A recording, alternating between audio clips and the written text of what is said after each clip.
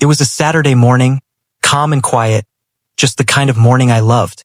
The sun was just peeking over the horizon, casting long shadows across the street.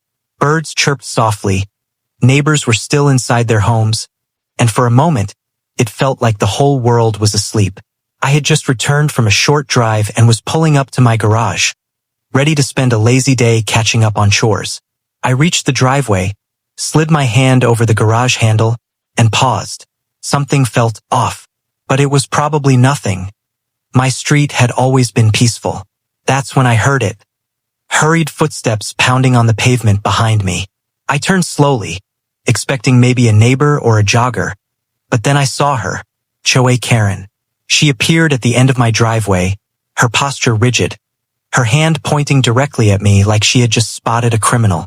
Her face was flushed, her lips moving rapidly as she shouted something I couldn't immediately understand. My first thought was, maybe she tripped on the sidewalk?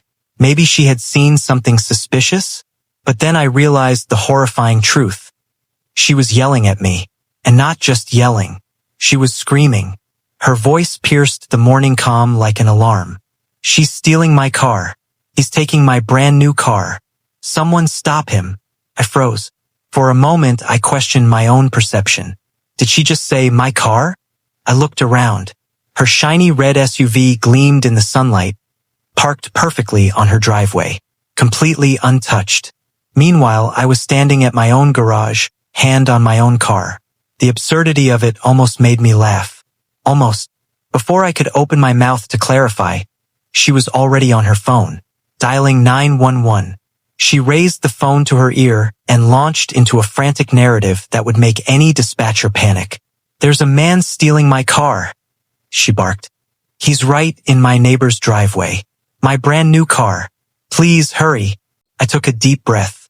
Calmly, I tried to intervene. Ma'am, that's my garage. That's my car.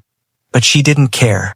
She waved me off like I was invisible, her focus entirely on painting me as a criminal mastermind. By the time I stepped forward, a couple of neighbors had started to notice the commotion. They emerged from behind curtains, peeking through windows, and eventually spilling onto their driveways. Phones in hand, cameras ready. They watched the scene unfold with a mix of curiosity and disbelief. I tried again, pointing toward her SUV. That's yours. Mine is in the garage. Look. Karen's eyes darted toward her car. No, he's lying. He's trying to take it right now. Stop him. I wanted to explain that she was mistaken, that it was her paranoia talking, but words were pointless. She was beyond reason. Within minutes, I heard the distant wail of sirens. A police car turned the corner, lights flashing. Karen straightened, her chest puffed out. She had done it. She had called the authorities on me. And now, in her mind, justice was on the way. When the officer arrived, I stepped aside, letting him take in the scene. He looked between Karen, myself, and the cars with a mix of professional curiosity and barely suppressed amusement. What seems to be the problem here? He asked. His tone was calm, measured, the kind of tone that only comes from years of dealing with people who clearly lost touch with reality. Karen wasted no time. This man was trying to steal my car. He's standing right here, in the driveway. I raised my hands slowly.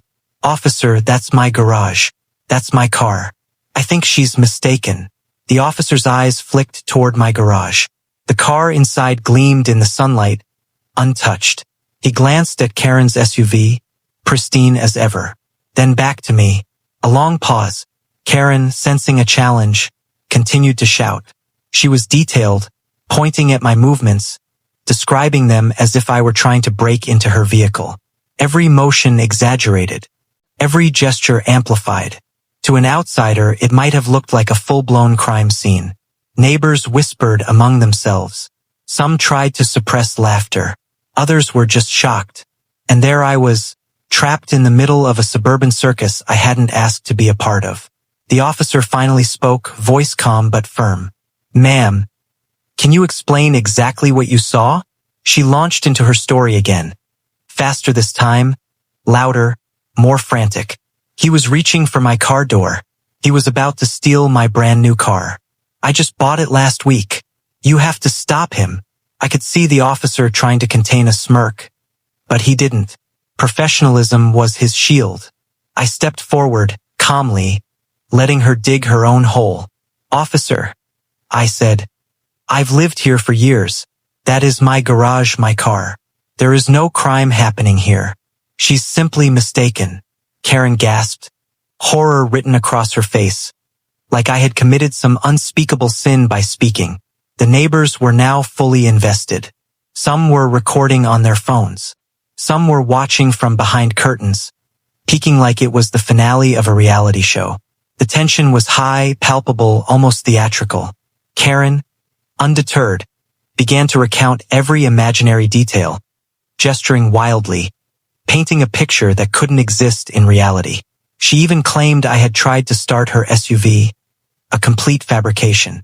And then, the moment that would cement the morning in local legend, the officer asked the question that cut through all the chaos.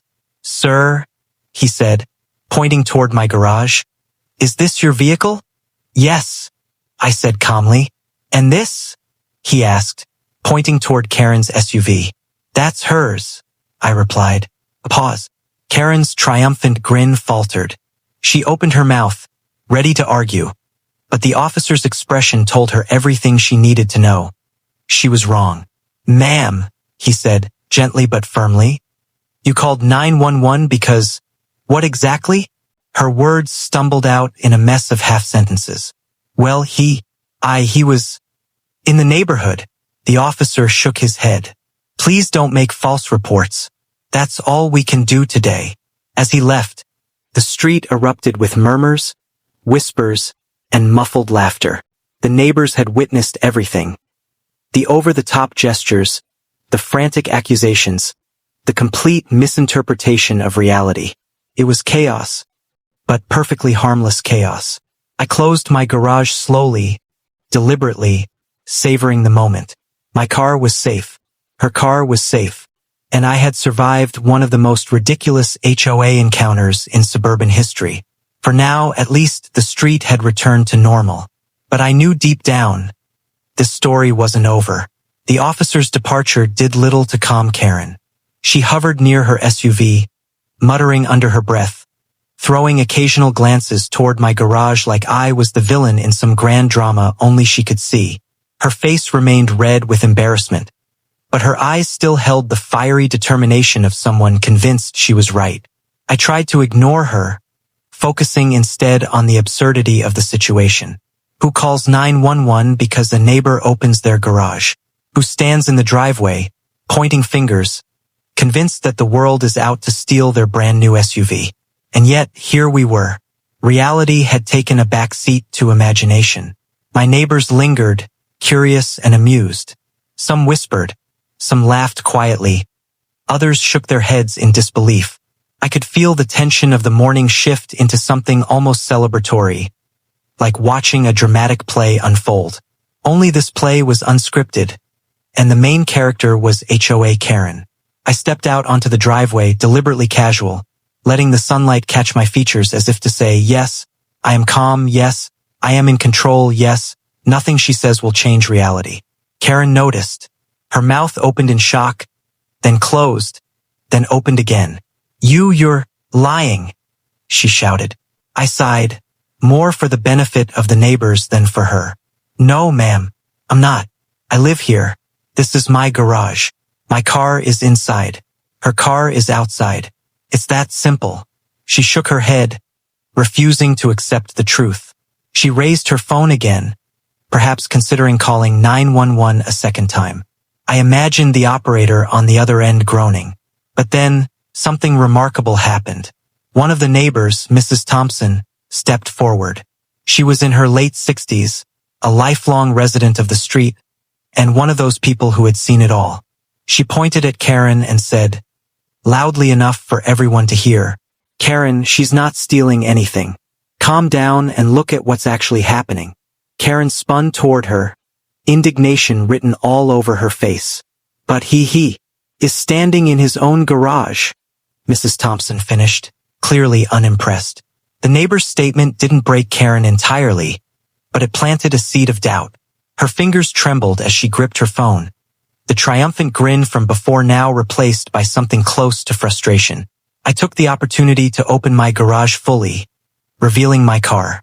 The metallic sheen reflected the morning sun, a stark contrast to Karen's fiery, flushed face. The officer had already left, but the silent judgment from the neighbors felt just as authoritative. Karen's voice rose again, but now it had a quiver. I just bought that car. How could he? I smiled carefully but not mockingly. Officer, ma'am, your car is perfectly fine. My garage is perfectly fine.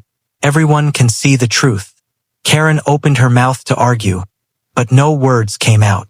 The reality was staring her in the face. Every neighbor on the street had witnessed her overreaction, her frantic gestures, her absurd accusations. And for the first time, she couldn't spin it into her narrative. Still, she lingered, stubborn to the end, muttering under her breath about, "This isn't over, and he thinks he's clever." I walked past her, calmly, closing my garage with deliberate care. Each motion was controlled, precise, a silent assertion. I am in my own space. I am safe, and no amount of panic from a neighbor will change that. As I went inside, I could hear the neighborhood murmurs. Some were sympathetic, some were quietly laughing, and some were shaking their heads, silently recording every interaction for later gossip. By the time I sat down with a cup of coffee, I knew the morning would be remembered. Not for crime, not for theft, not for danger, but for the most absurd HOA encounter in recent memory. Someone called 911 on me for opening my own garage, and the entire street witnessed it. It was surreal. It was frustrating. But mostly, it was hilarious in a suburban kind of way. I knew one thing for certain. Karen would talk about this forever. But the truth was simple. I lived here. I owned my garage. My car was safe. And hers was safe too. Suburban life could be dramatic, chaotic, and completely absurd. And sometimes you just had to step back, close your garage, and let the universe handle the rest. For now, the street was calm again. But I knew HOA Karen's story wasn't over, and neither was mine.